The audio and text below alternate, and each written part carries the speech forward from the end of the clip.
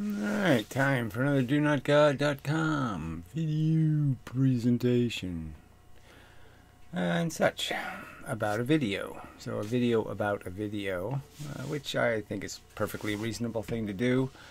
So anyway, use it as fodder for conversation and exploration of the the crap a brain can interpret out of an experience of an event containing rhetoric or statements concerning conditions and what it all means, kind of a thing, and context, and making it somehow poignant. Ew, that's the hard part. So yeah, I mean, you have to do this personality thing and try to be, attention grabbing in some way. And, just, I can't do that on purpose. So you have to just get what comes out by accident. You have to settle for that. So anyway, this is part 3. 3 fingers. 3. Yeah, that's good enough. 3. All right, and so I think, interesting stuff, the different reasons people have realized that life isn't all that, and going deeper, the more you unwrap it, ooh, it gets really, really ugly. And it's sort of a laughing matter in the sense that what else can you do? We're just... but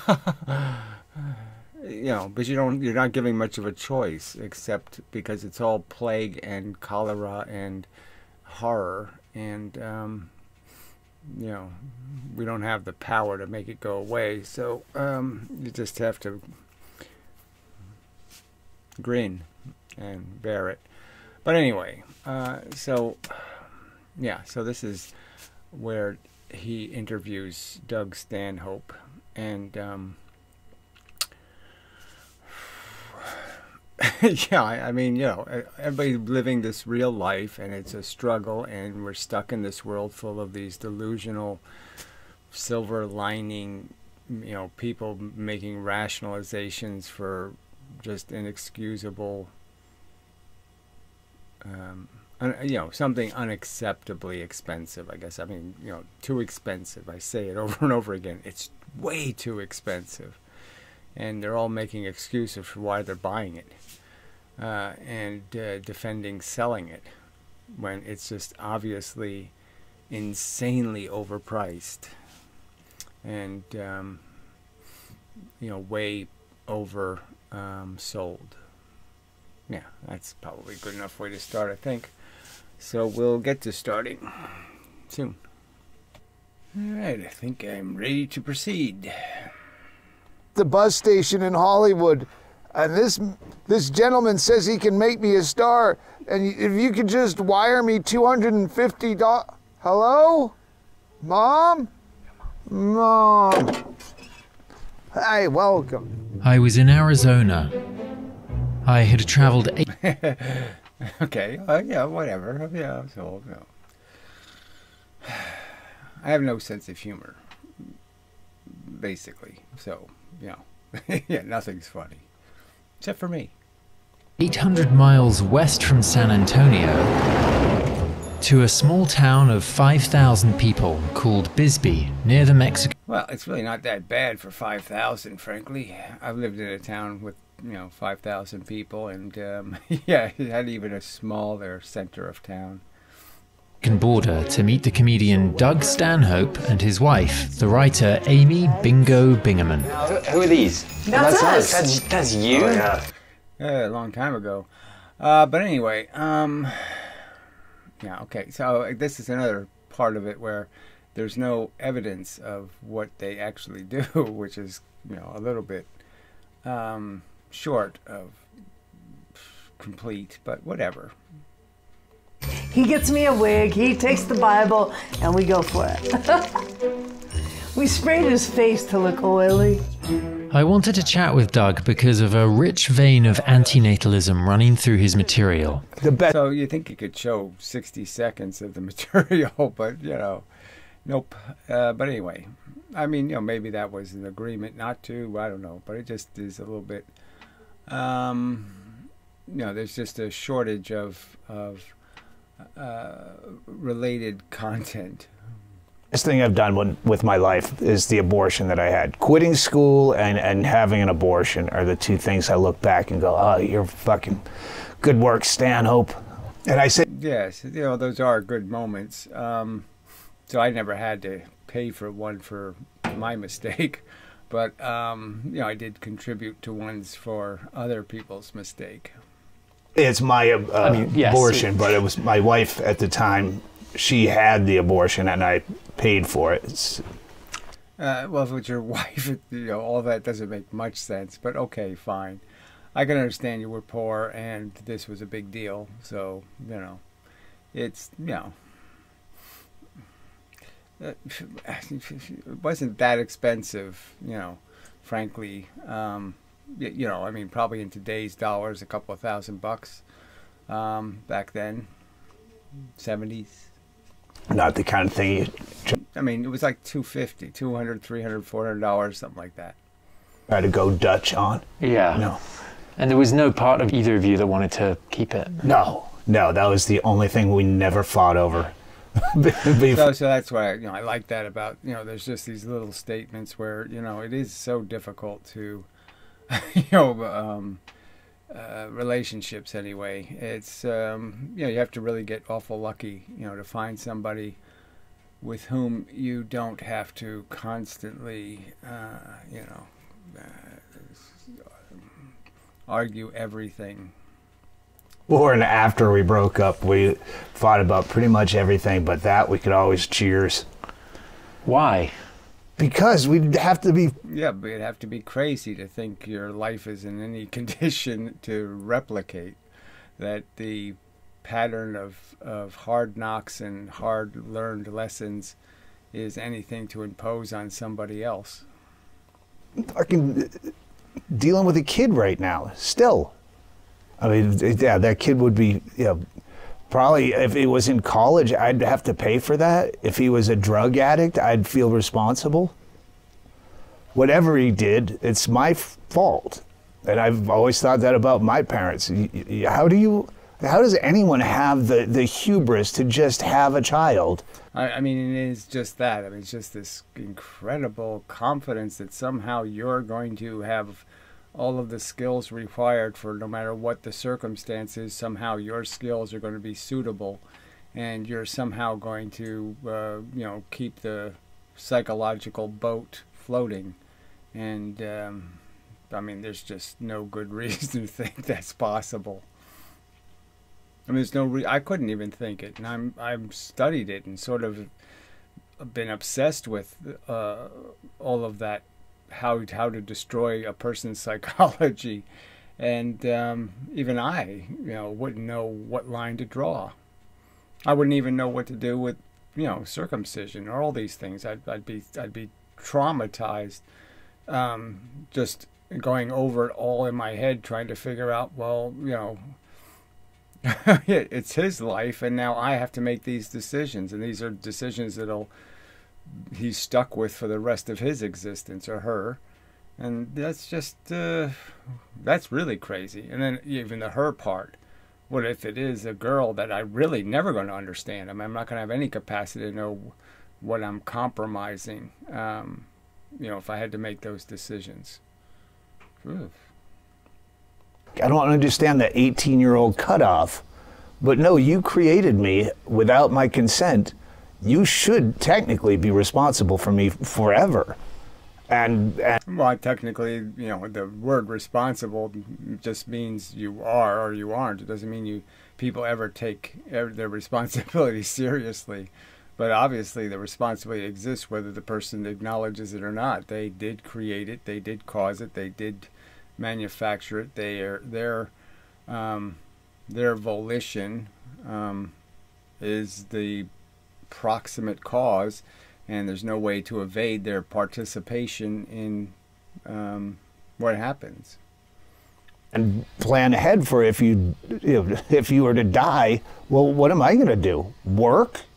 Doug and Bingo had an unusual start to their relationship. They met shortly after she'd been released from a psychiatric hospital, which informed her decision not to have kids.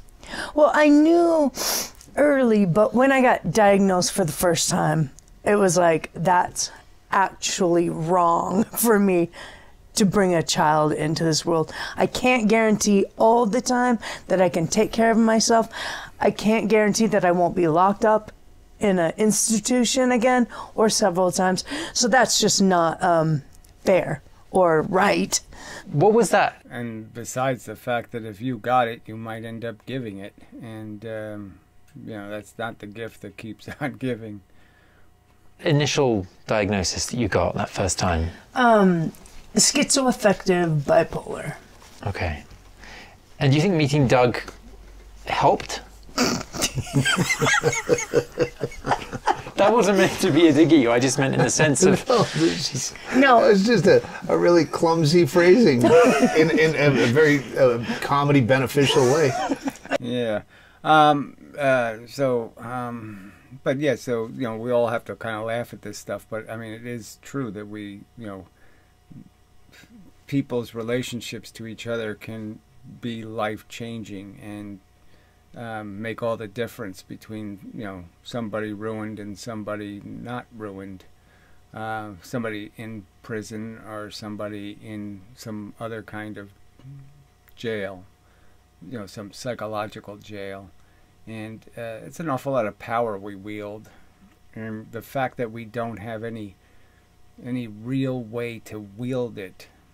I mean, it's like, brain has to just manufacture an analogy, and I'm thinking of some kind of surgical analogy where you have all of the tools and you have 70% of the map.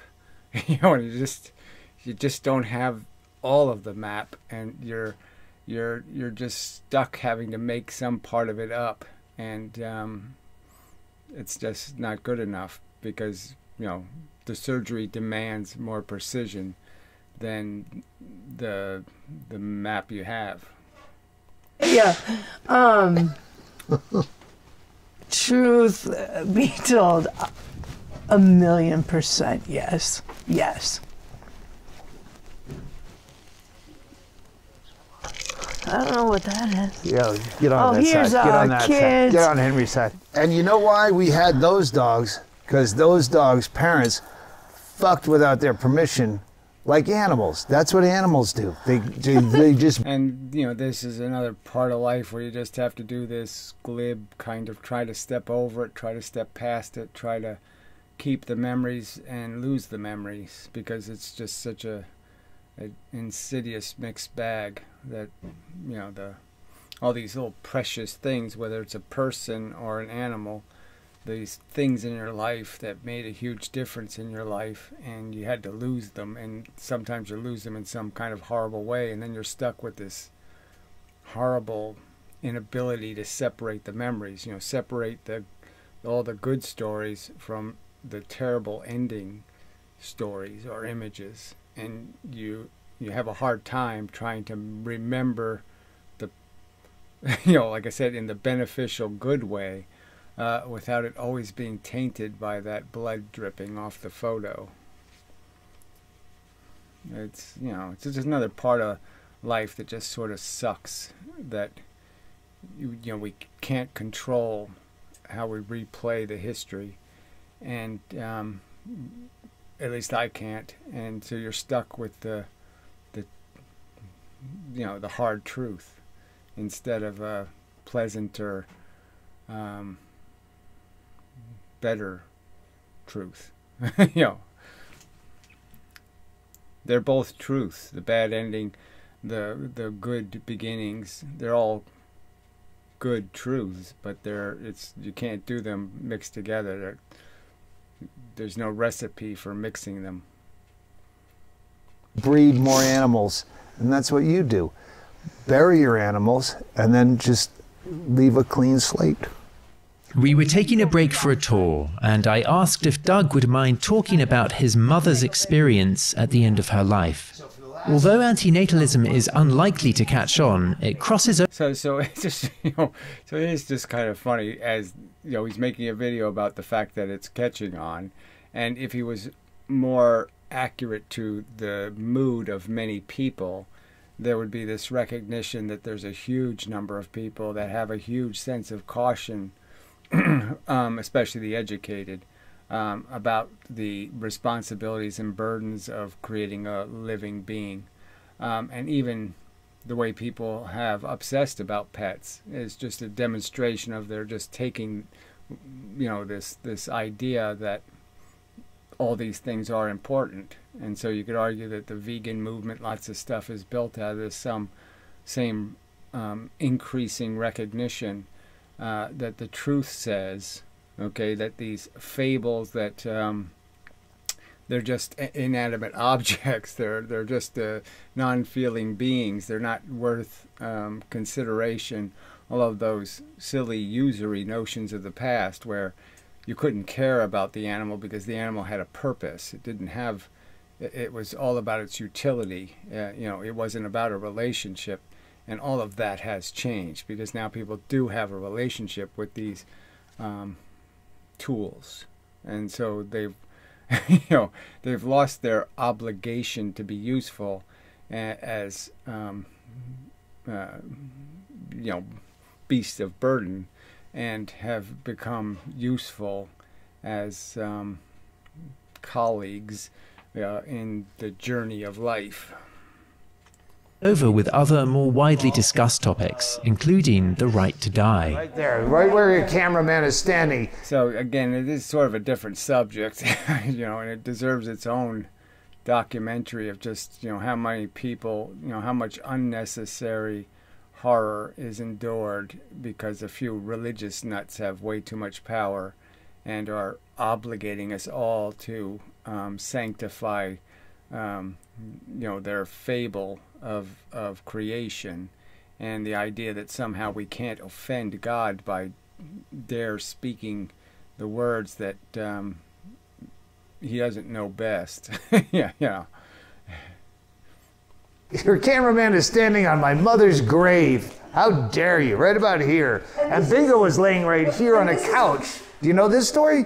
My mother was, she was 63 at that point, and she was just medically just a problem. She had stents in her heart, she had COPD, she was barely breathed, she was hospice care, a million other, crushed discs, bad back, just a million issues. But there was the COPD that was killing her, and she'd always made it a point throughout our lives to let us know she would never be the person that's going to die with a lot of tubes coming in and out of her. She would.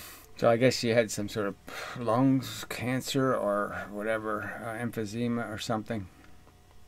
She would point out morbidly obese people in the supermarket. Orthopedic was the code word. She goes, there's an orthopedic, line 4. And she goes, if I ever get that bad, kill me. And she did get that bad, so we did. Even though it wasn't legal, Doug sought out a doctor who could outline what his mother needed to end her life. Which is, this is all, all this idea that you have to do this all covertly and you have to find somebody willing to be a decent professional and do the right thing instead of, what the doctors really do, which is when they have a chance to vote on it, they always vote in their own interest. So instead of saying something humane and decent about how people should be treated at the end of their life, they recognize that it's all, it's half their income is providing torture mitigation. And it's so there's nothing. It's hard to say anything nice about the sadistic cruelty of the medical establishment. Because they're in it for the money, not for really helping humanity. He had to wait until the statute of limitations had passed before he could talk about it. I need some black market advice on she kill herself. She has So, I mean, this really isn't antinatalism, okay? This is more of a statement about anti-fanatic religious kooks telling us what we have to believe is sacred. You know, and that's a whole different documentary. hospice care, and that's what the doctor said. If she got hospice, then she should have morphine. Ma, do you have morphine? Yes. And he spelled out the amount that she needed to kill, or any human being would need to die, and yes, right in that room right there. I bar backed while she slowly took pills and watched Bad Santa and tried to make a party of it.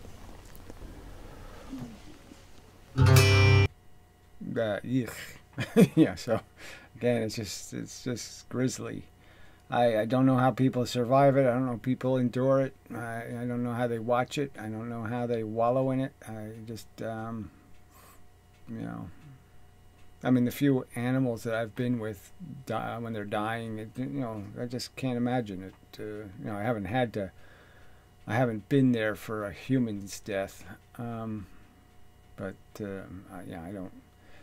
Yeah, it's just how do you keep stepping over all that crap and saying this is worth it? This is just some wonderful gift. Fuck you.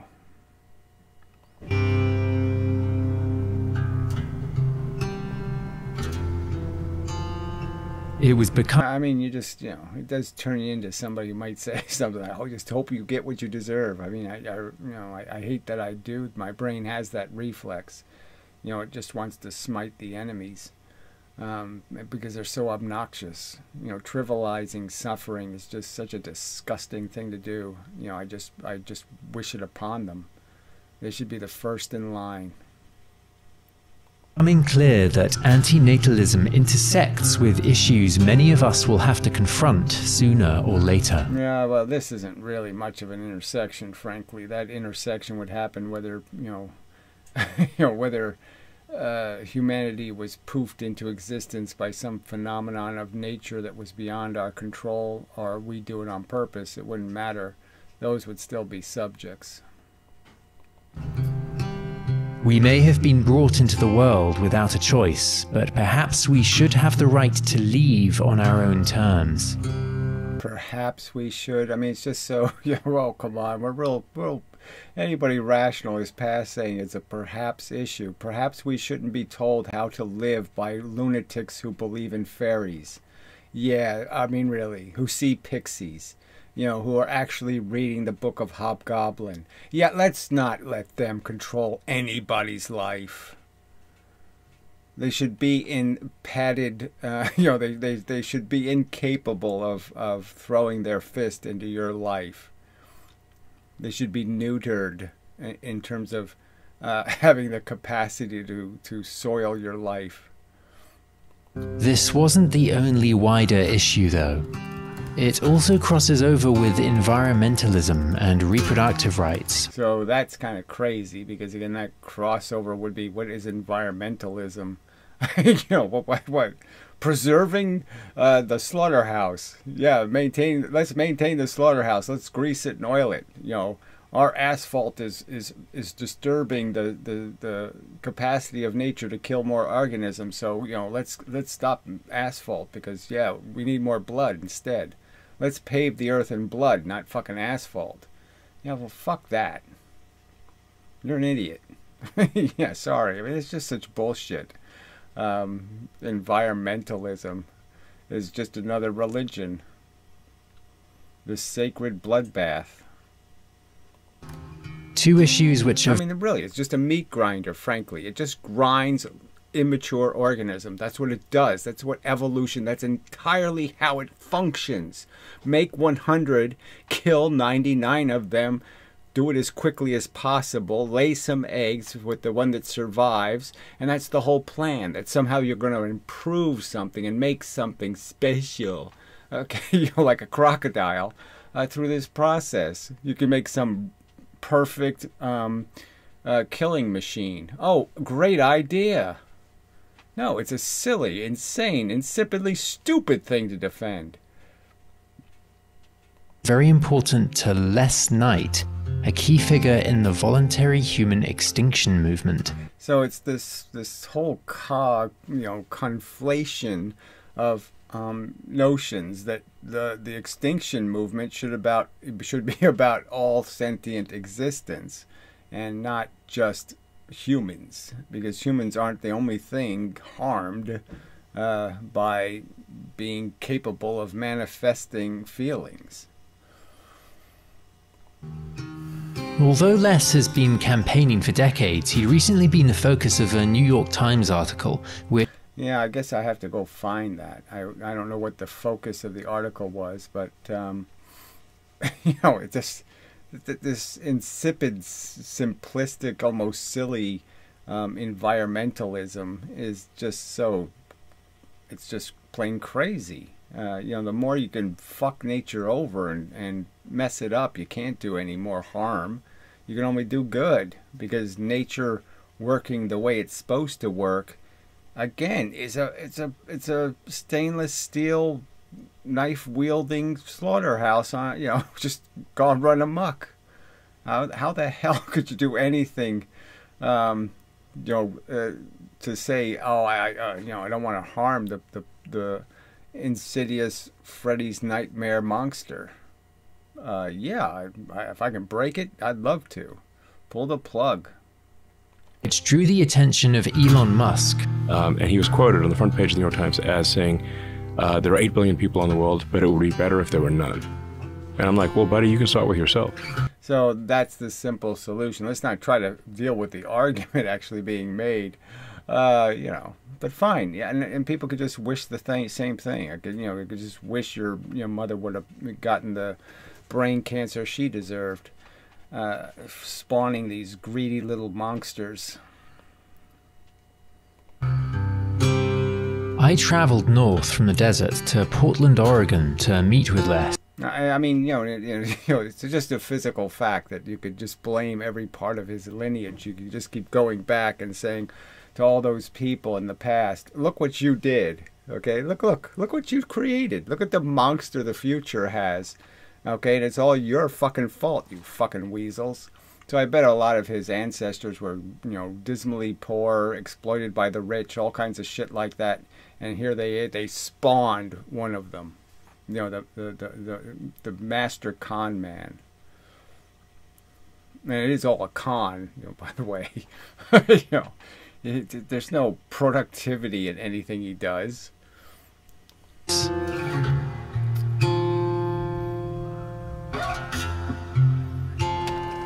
Hello. Thank you very much. Thank you. Yeah. Les was gracious enough to let us... Yeah, so he's a nice guy, Les. I talked to him. He's a nice guy, but, this philosophy is completely incomprehensible. I mean, maybe he'd think it'd be okay for humans to exist if, they were more compassionate and, we all did some, drinking our tea with the pinky out and did everything appropriately. Who knows? But I mean, just this whole idea of this conflict between humans and nature and trying to make some kind of argument that the blight of humans is that, we're preventing nature from slaughtering as many animals as it could have if we didn't get in the way. If we didn't sterilize part of the ocean, there would be a whole bunch of stuff getting properly ripped to pieces by sharks and such. Stay in his home. Would you like to see your accommodation? I would absolutely love to. I was a little nervous sleeping in the home of a man who wants us to go extinct. It's actually pretty comfortable. I've slept on it. Yeah. But having survived the night, we sat down in the garden the next morning. Les began by discussing the importance of reproductive rights. It's like, do you think that every couple who doesn't want to procreate should have the wherewithal to not procreate? And they're going, well, duh, of course. Saying, well, they don't. The hundreds of millions do not have the wherewithal to not procreate. Well, you'd probably say you could probably go all the way to 1 billion or more. And they don't have the right, they don't have the choice, they don't have any of that. They're obligated to role play as, characters in a silly fable. In fact, full reproductive freedom doesn't exist anywhere. Right now there are 121 million unintended conceptions per year. But if yeah, and that's kind of obscene, you'd almost say. I mean, why should there be that many? You should be able to reduce that number. But people are just so reckless. It's they haven't figured out that this is a hell of a thing, and again, but it's also complicated because women can't even get sterilized if they want it. The service, they're going to get an argument from the medical industrial complex that somehow they don't have a right to make a decision. Their decision will be made by them. They will decide for them. Okay, that your judgment is automatically rejected anytime it disagrees with what we think might be some, whatever. Your preventive measures are suspect, and their aggressive gambling isn't. 30 years ago, 50 years ago, all women on the planet had the reproductive freedom, had full choice of whether or not they procreated. I don't think we would be overpopulated to the extent that we are today. So whatever that means, I mean, I think if you got rid of all this old-time religion crap and, you educated kids, yeah, the fact is that we would be on the road to extinction. And it wouldn't even have to be on purpose or voluntary, in the sense that left to their own devices, the children aren't reproducing at a high enough rate to maintain the population, and that once you're below that 2.1 or 2.3 children per woman, it's over. You're going to go extinct. For Les, the issue of reproductive rights is inseparable from the broader issue of climate change and our warming planet. In fact, that's one of the main reasons that we need to have universal reproductive freedom. Everybody not born everywhere, but especially in those areas that are going to be hit the hardest, will die. They won't have to. So, I mean, this is a real subject. I mean, that there has to be some, recognition that there's going to be a huge disruption if any of the global warming reality that's already built into the system happens. And I obviously don't see any science that's going to rescue us, where there's nothing that's going to sequester the amount of carbon that needs to be pulled out of the atmosphere in anywhere near enough time. And so it's going to happen, and right now they're rebuilding on sandbars. I mean, they're doing exactly the last thing you want to do is reclimate what the reality is already saying is doomed. I don't know. It's like trying to, there's erosion in the world, and it's like saying, okay, let's just keep moving the house 4 feet inland. It's just so inefficient. No, move the house 4 miles inland. To experience those horrible conditions and die in it. Also, the people who are already in existence will have a better chance of surviving if there aren't more of them. Like if a couple has 2 offspring to care for and migrate with, that'd be a lot easier than having 6. It's such a difficult idea. And all of that is another factor that no one's really, I haven't seen much about, is the nature of, because the smaller population is doing all the breeding, they're having a lot more kids. So the fact is the kids aren't being raised as, single child families. They're in, and so that too is, not only the poverty, 50% of them being raised by people that need social assistance. These are all really bad indicators For people to get on board with. And you recently drew the ire of Elon Musk, is that right? Yeah. He said if you start thinking that humans are bad, it's natural to conclude that we should die out. Yes, you got it. It's not that we're bad for the biosphere. So that's the joke. What could we possibly do? You know, what? Oh, I could go out and I could kill that squirrel. Do you think I'm going to kill it in a less humane way than nature's going to kill it? I mean, nature's going to give it some might. It's going to, you know, pull off its fur. It's going to get infected. It's going to take weeks to die. You know, I mean, I'm going to do a worse job? No. So anything I can do couldn't be worse than nature. So it's almost a laughable argument. It's so simplistically vacuous of any kind of logic or reasoning to sit there and say that somehow we have damaged nature in some way that makes nature less functional as a bloodbath. Because, yeah, we can't. It's like we almost can't do anything to make it worse. We don't mean to be bad most of the I mean, it's just we don't mean to be bad. Amazing. I mean, just amazing. Like we could possibly do something to nature to make it more bloody. What? You know, what? I go to the beach and I just step on the little turtles? I mean, what? And what? How could that be worse than the birds picking them to pieces? Well, what's that? How could it be worse? time. We're just incompatible with other life on the planet. Do you think that you need to be an environmentalist to... What a loony. Anyway, Jesus, just... What the fuck? Crazy old fart. I don't know if I got him. What was that? So he just went out and he killed a mosquito as he's talking about how we shouldn't be interfering. I mean, part of that is I didn't realize. I mean, that's just quite hilarious. He just interfered in so overt human-centric way, like let's preserve the human's quality of existence, and we'll compromise the environment and kill one of these little essential disease carriers that are such fun and such an essential part of the natural system. And you know, everything's immune system gets better and better because of those charming little beasties. Oh, just amazing bullshit. Mosquito. Oh, about to actually. Yeah, so you know, mosquitoes aren't nature.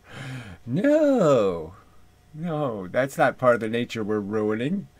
Oh, it really is just kind of funny. Maybe Les is right. We are incompatible with other life on the planet. I hope we got that on camera. Another excessively large pause, I'd argue, but whatever. I could just go to a little bloopy screen or something, I guess. I don't know. Transitions are important. Maybe I'll take one. I'll take a transition. Yeah. Yeah, so, you know, I mean...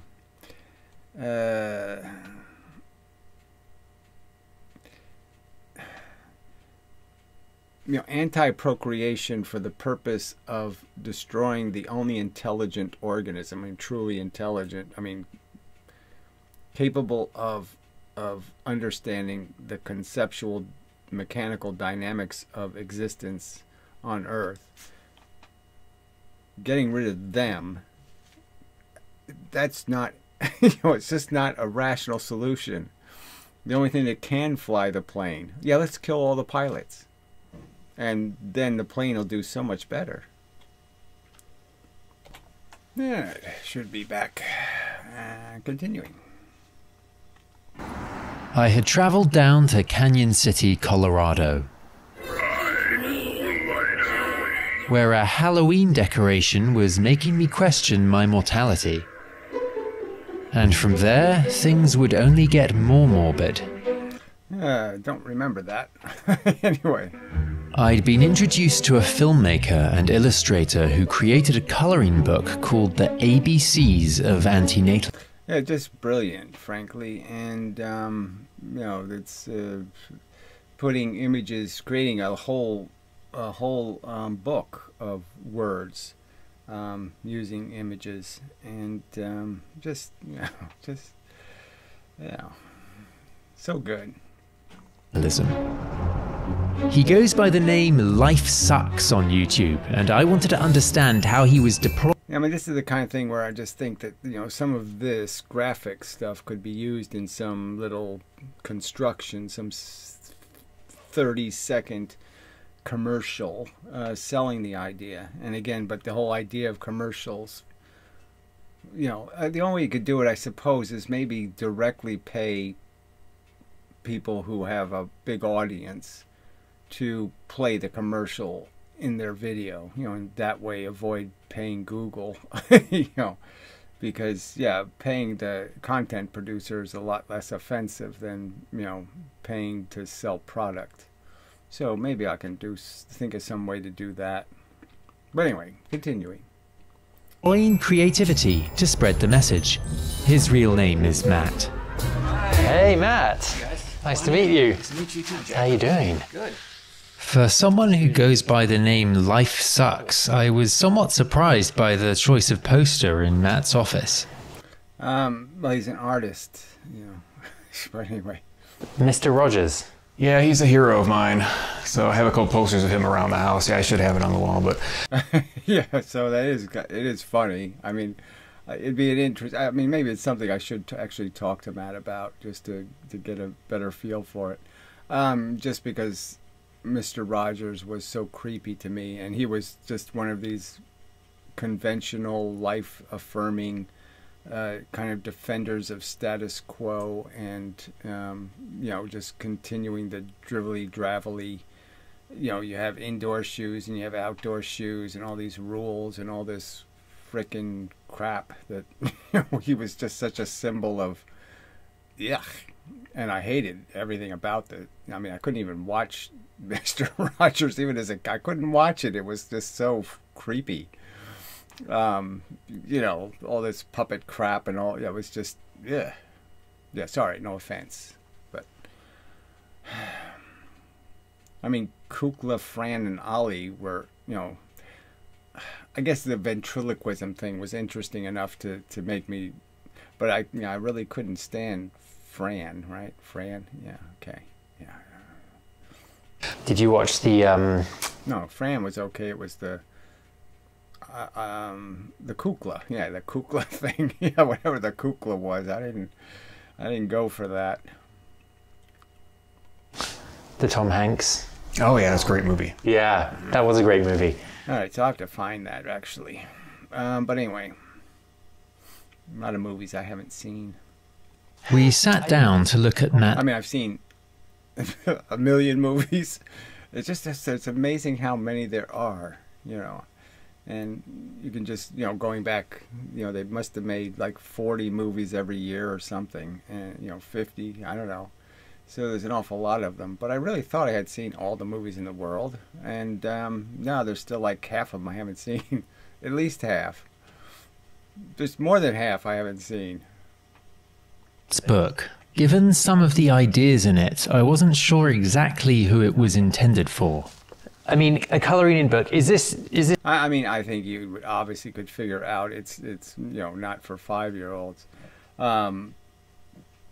So obviously it's a bit of a satire.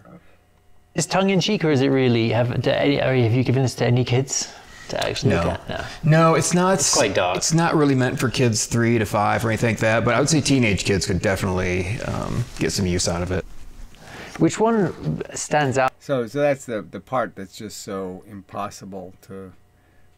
Where I just, you wouldn't know what you're supposed to. What's the right thing to do? I mean, if I was mentoring a teenager, I mean, I'd be really troubled about, how deep I want to get into a conversation about how you're just being gamed in every interaction you have in your life, and all of this biological impulse and all this shit is all just, it's going to drive you into quicksand. It is going to compel you. You're going to somehow, it's going to smell like food, and you're going to eat it, and it's poison. And because that is the truth. I mean, besides preventing people from having to go through this silly experience, you can prevent people from, making all kinds of horrible mistakes in their life. But the only way they'll have that notion to avoid is because they have risk aversion, and risk aversion's not a fun way to live. Up to you, which are you proudest of? You know, I really like the E for Ephilism because that was fun to draw because it's got a Tyrannosaurus Rex and a great white shark, and I wanted to feature that side of the philosophy. It doesn't get featured in published works very much, if at all. Right. Mm-hmm. Do you want to read? I really probably should get more. I mean, there are those images in the background. Some of those are Matt's, you know, I should do more with the art thing and blending it into the message. That's Sure. Actually, yeah. Yeah, absolutely. Ephilism, which is... So he apparently has a couple of dogs that, you know, sadly don't look like their best years are ahead of them. Life spelled backwards, Ephil, is an antinatalist ethical framework devised by the American philosopher inmendham. Well, that was nice. I mean, he didn't have to do that, so I appreciate it. And basically, the difference between this and mainstream antinatalism is that it's anti-life, anti-all life. Right, exactly. And that's the whole reason why it was invented, is because there needs to be a huge distinction between people who really aren't going to solve the problem. Humanity is nothing, you know, in terms of a waste engine compared to nature. I mean, again, it's one teardrop. All of the harm ever done to a human being is one teardrop in the ocean of harm that nature has done. It's that kind of reality. So, I mean, if we're going to talk about solving problems, I'm going to solve the one teardrop problem, or am I going to solve the ocean of cess problem? The ocean of blood. Anti-animal life. Plant life is not sentient, so that doesn't matter as much. But whereas it doesn't matter at all, but yeah, very good. I mean, it's all about brains, okay? Brain creates this consciousness projection. I won't call it an illusion. It's a projection. It does happen. It's not fake or immaterial. It's material inside your brain producing the effect. So it's quite physical and quite real. And it just happens inside of a brain as a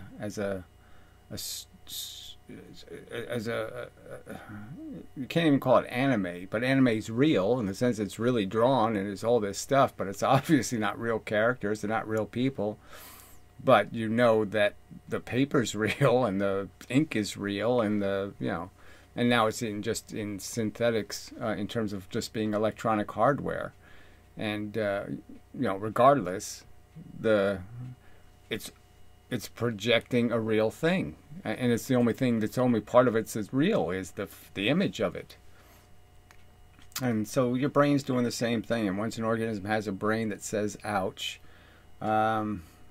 it's in for getting its ass kicked.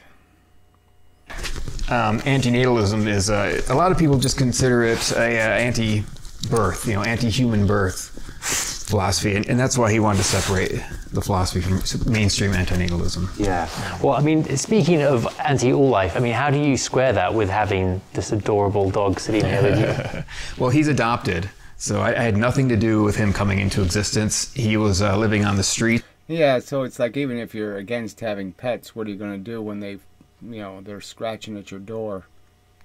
So I ended up taking care of cats for 40 years. And, you know, I never went anywhere to get one. You know, they just got thrown into my world as hungry, needful organisms, and you didn't really have a choice but to comfort them. And once you do it, that's it. You're done. You're now assigned yourself a responsibility because you've shown them a better world, and there's no good reason to take that away from them. There's no reason to feed them one day and then force them to fall and slide back down into you know, a dark and horrible place. That's just cruel. So yeah, you get stuck with it. But you know, I mean, it's such a mixed bag because, you know, in some ways those animals kept me alive, kept me here, kept me understanding that there were things I had to do every day. There were reasons to get out of bed that weren't me. So that was a good thing to have, to stay out of a morbid and life-threatening depression. So there was a huge value in all of that in terms of, interactions. But I have to say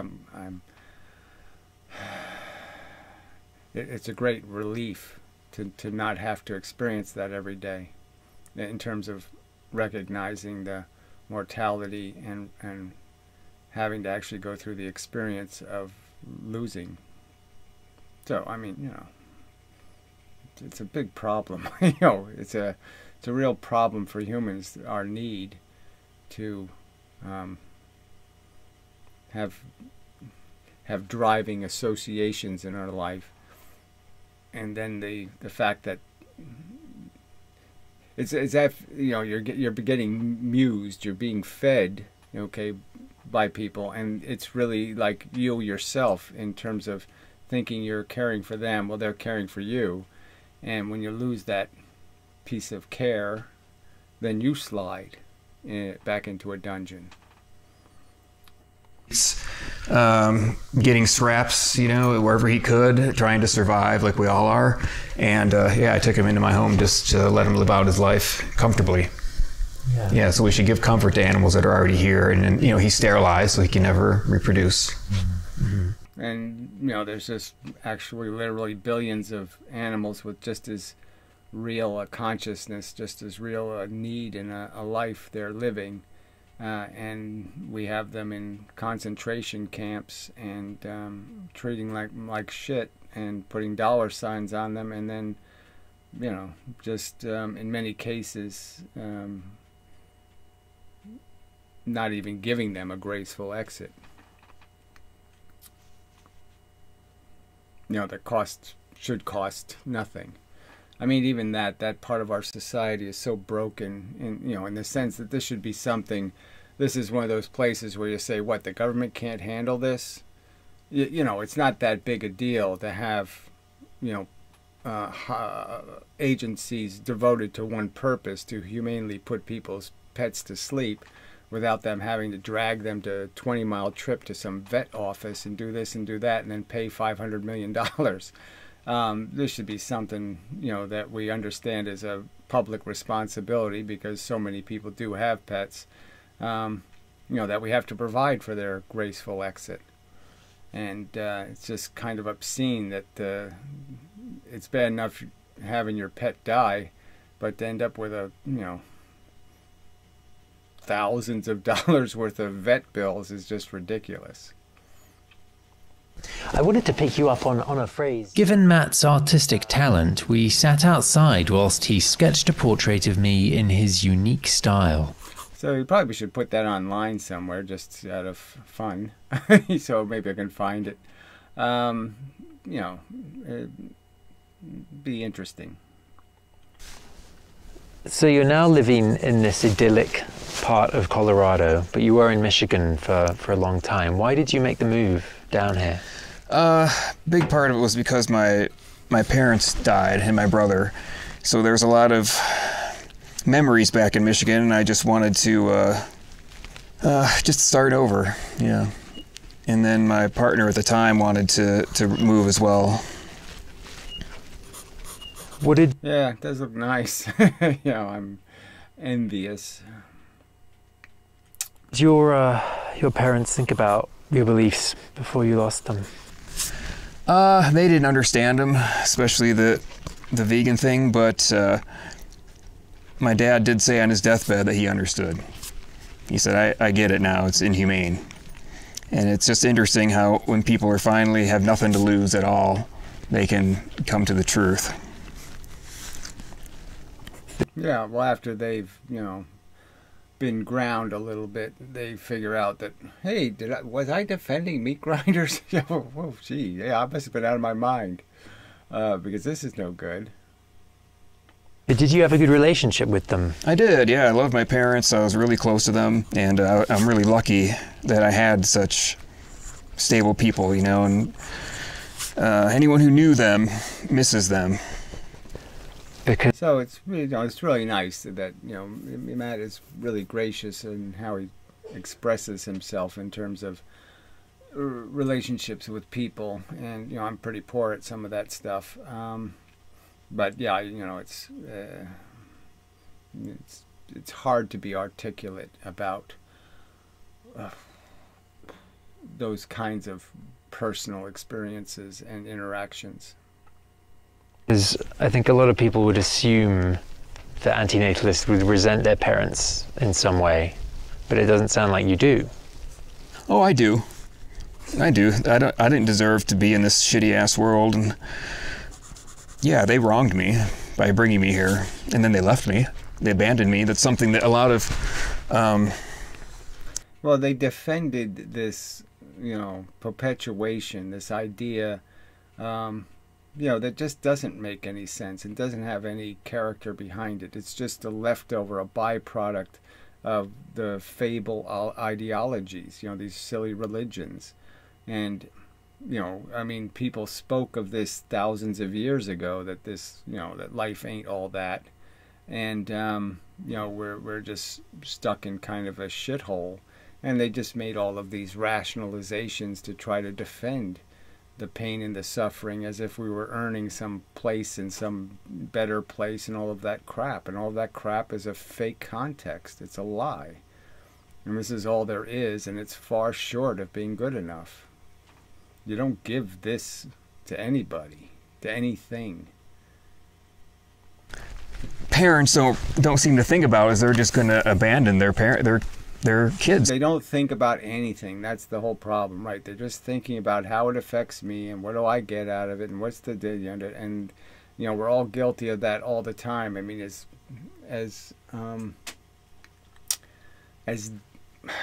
draconian almost as my philosophy is in terms of labeling and recognizing what's right and wrong, I'm still very capable of being a selfish asshole and being self-interested and being conniving and scheming and all of that shit. And you see that in yourself, and it's a it's an impossible dilemma, to be a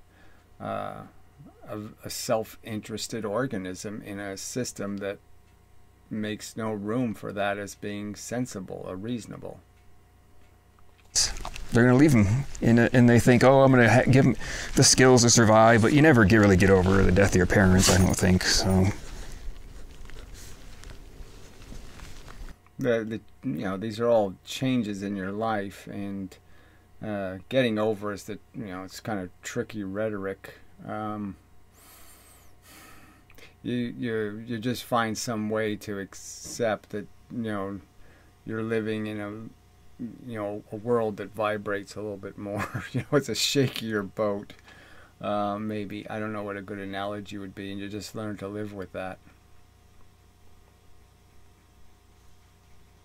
That's sort of my experience. I mean, you can't get over it in the sense that there's no going back to a time when you knew there was something you could always, if you're really in trouble, you can make that phone call and get rescued.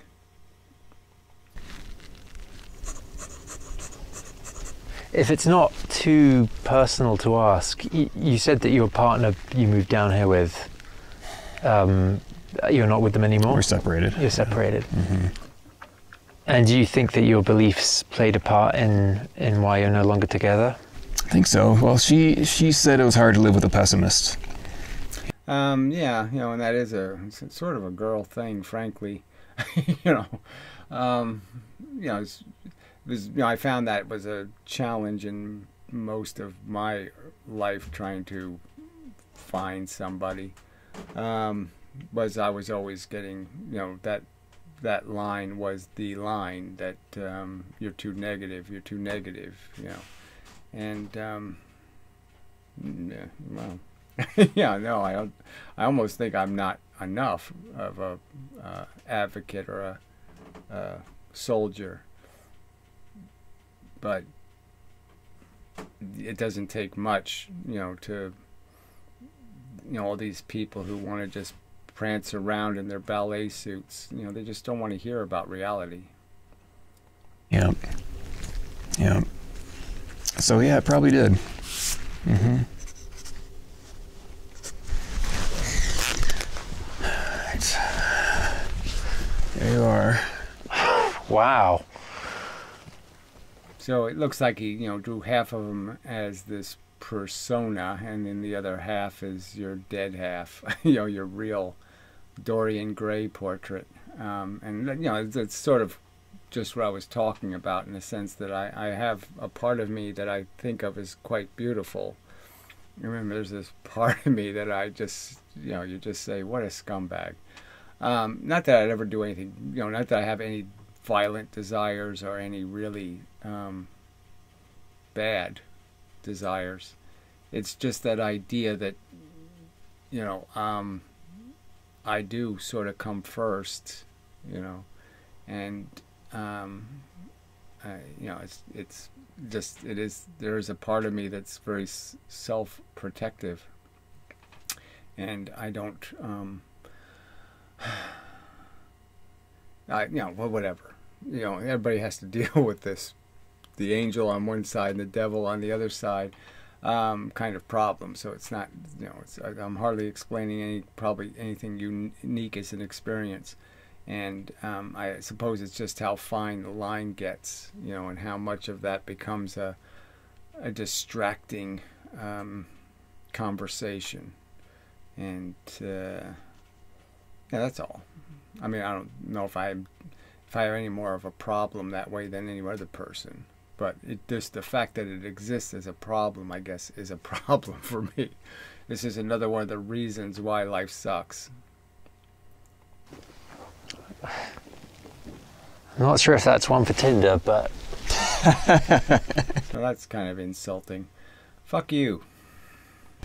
That's darker than I thought it was going to be. Yeah, so that's kind of a play off of the cover of my coloring book, where... With the skeleton inside the stomach. Yeah, so because whenever you have life, you have death. And, like I said, where you have beauty, you have ugly. So, it's not even just life and death. It's the rose loses its petals and falls apart or wilts, in this ugly way. But it's besides that, the thorns. There's catches to this thing. And the small print goes forever. And it's all written in blood. Whenever you have Your blood, eventually. I mean, the blood of feeling organisms. I mean, it doesn't have to be you. It doesn't have to have your name, does it? Does the brain have to have your name, or it's, how much of a difference do I have to make before you say it's not you? And, that's another point to it all, is that it's so easy to understand that, oh, well, I'm not 1 in a billion. And I'm not 1 in a million, and so what am I in terms of a distinct, definable thing? And then it just comes down to almost where you can get down to, you're a Trumper or you're not a Trumper. You can get it down to some kind of really easy dividing line, and call your enemies the pro-lifers, as I do, versus the rational, sensibly compassionate, decent people. life, you have death. Most antinatalists are keen to emphasize that the philosophy is about preventing new lives, not ending existing ones. And yet, they can be difficult subjects to separate. I don't know how that's difficult to separate, but whatever. Prevention's pretty obvious as a concept. So what's the harm? Again, we're not suggesting people should be put in dungeons and wish and want for a better life. We're saying the Martians aren't in trouble. There's no ghost of the Martians lamenting their absence. So let's not pretend our absence is some lamentable reality, because it's not. It's not. If we don't exist, we're the only things that can lament anything. And if we're not here, we can't be lamenting the sad truth that we're not here. And even if we could, it wouldn't be anything but our own ego that says, well, it's important that we're here. It's not important that Martians are here, but we're here. That is important.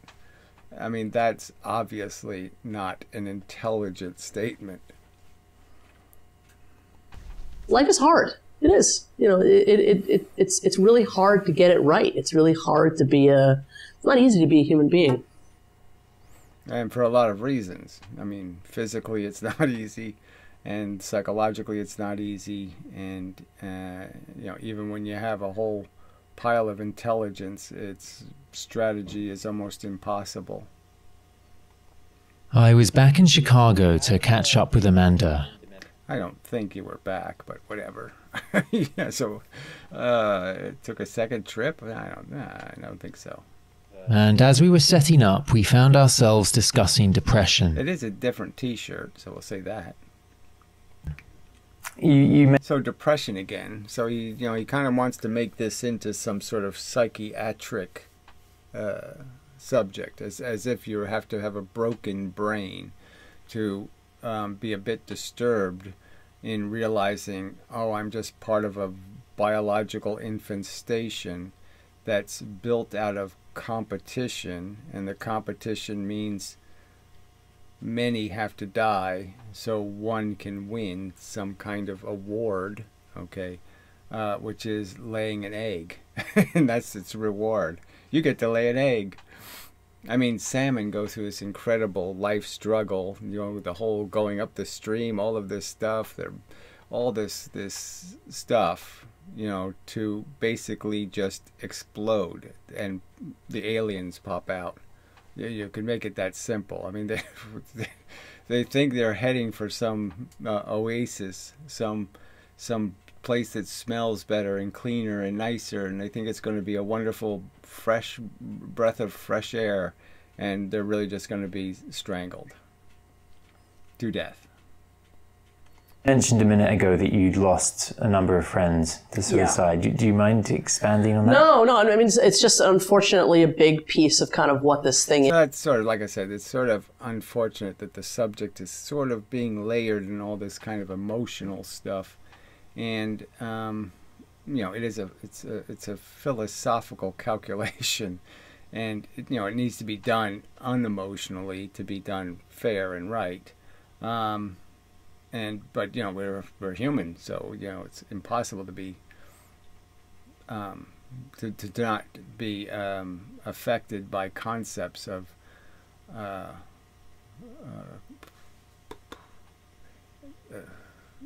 attachment and love, even, and all of that crap as an influence. But I mean, the argument just is that, you know, yeah, you can value your life, you can value playing, you can value the competition, you can love the experiences you've had and all that kind of crap, but not to recognize that it's just way too expensive. That you personally would not give a kid a cancer to perpetuate your existence. That you can't do this fucking Dracula thing, okay? Maybe it's all fun being superpower, organisms, but if you know that's the price of it, that you have to suck something else's blood to do it, well, no game. No. Is a simple answer. No, I'm not going to do that. Is, especially since the questions that antinatalism poses genuinely just leads to more questions about staying here. And I just think that that's a fact, and it's kind of an uncomfortable fact for a lot of antinatalists. But it's just your life. I mean, so there's always this issue of whether it's cost effective, and it's obviously for some people it doesn't personally make much sense. And then all there is the mission and the purpose. And so you could be miserable in a foxhole in World War II, but you can figure out, well, I can still pull a trigger on the gun. And I've invested this much in the mission. I can invest a little bit more. I mean, you need to throw some now and then. Okay, you know, it's more good money after good money. I mean, you have to invest in hope of a better outcome, and you can't be sure of what the outcome is going to be until you make the investment. It's just a fact. It'd be nice to know if you're going to win the war ahead of time, and then you could decide not to go. But you can't know that. That is one of the reasons why I think there is such a big overlap between antinatalism, the right to die, pro-mortalism, and yeah, I have a lot of friends. But in a way, there shouldn't be any overlap, I guess, is my argument. I mean, the question really is the nature of life itself, the nature of this biological infestation controlled by DNA evolution that just creates a huge amount of attrition and waste. And that's all this life is a huge amount of waste. And even our programming now is so obvious that you can make a human being into almost anything based on how you raise it. And so the whole thing is so arbitrary and silly in terms of life purpose and mission. I mean, whether you're going to be a baseball fan or a soccer fan or, you know, this is ridiculous. You know, that, you know, none of this has anything to do with a rational mission statement or some kind of rational understanding of what we should be motivated by, motivated to do. And the only thing we should be motivated to do is maximize our existence in terms of how much blood did we clean up versus how much did we make. Who have decided that they don't want to be here. They're in. You know, there was a period of time I was basically losing one friend sort of every month. Oh, I'm so sorry. Yeah, it's. I think it really is the toughest part of being in this community. Is, you know, I love these people, and it's so. These are such rare specimens of humanity, and there's. Yeah, that is part of something you have to get over. Just as, you know, to be cynical about it. You know, in terms of also, you know, you can't. You know, it is a war, and you can't afford to be dependent on somebody else being there to help you fight the fight and all that kind of stuff. And that's, you know, just part of life sucking too. So yeah, there's not much else to say. But I mean, obviously, people who are sensitive are likely to be compassionate and empathetic and be able to recognize that if they can watch other people suffer, they can see they're in jeopardy and recognize that maybe they shouldn't maintain an existence in which they're in real jeopardy of getting it even worse. And, you know, all of that are good reasons to get the hell out. And then I'm just going to make the counter argument that, you know, I would sort of be humiliating myself if I were to think only in those terms, because I can't be sure that I don't have any utility. You know, I sort of still have the gun and I have a finger, and, you know, so I can pull the trigger, so to speak, in this metaphorical war. I'm not talking about a literal one. The war of rhetoric. All right, well, that wasn't too bad. So that's, yeah, you know, another hour and 15 minutes. Okay, so yeah, we'll stop there and finish up in one more episode, I believe. So, yeah. So till the next time and such, and so forth and whatnot. Yeah, I think that's a good place to end. Maybe. Yeah, I don't know if I want to come back to the suicide subjects. Let's finish the suicide subject.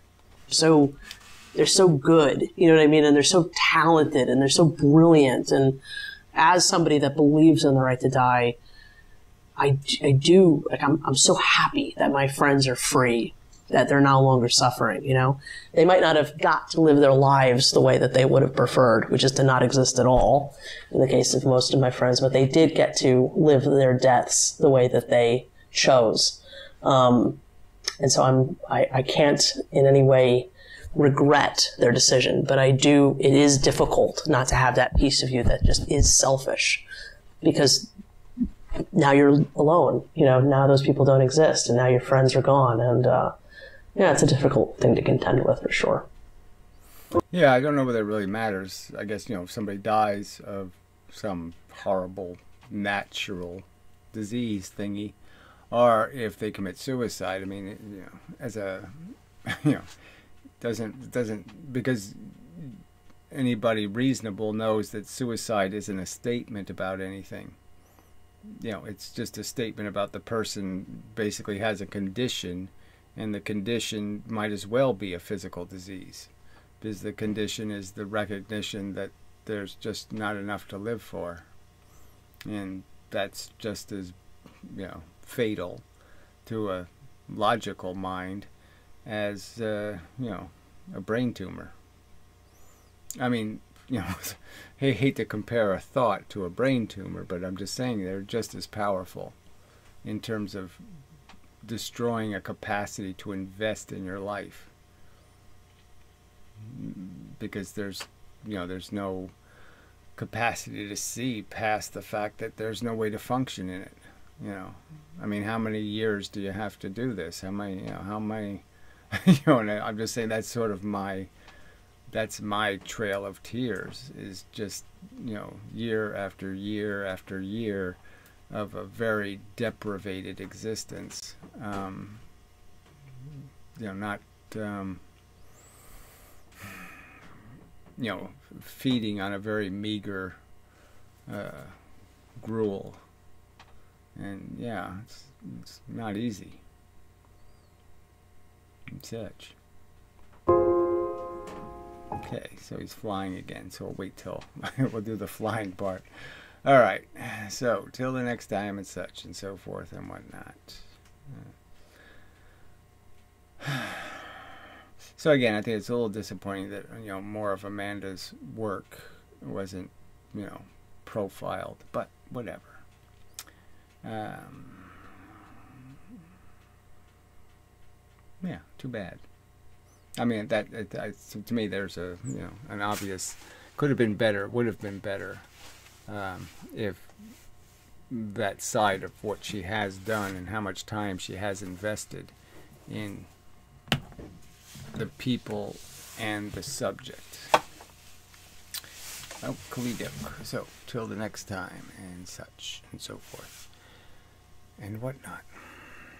I mean, it would be kind of a cheat if he did me and then there was no mention of Stickham, and all the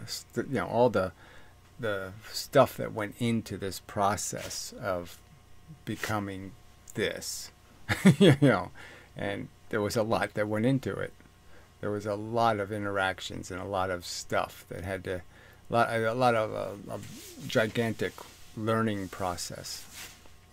Anyway, till the next, how to talk about subjects that people don't want to talk about. And yeah, it's obviously what I learned was that you can't, there's no way to fix that. It's really, there's just no solution, and you just have to keep throwing your, you have to do your best, to bang on it and see if you can, find the key, find a way to break through this ice of stupidity.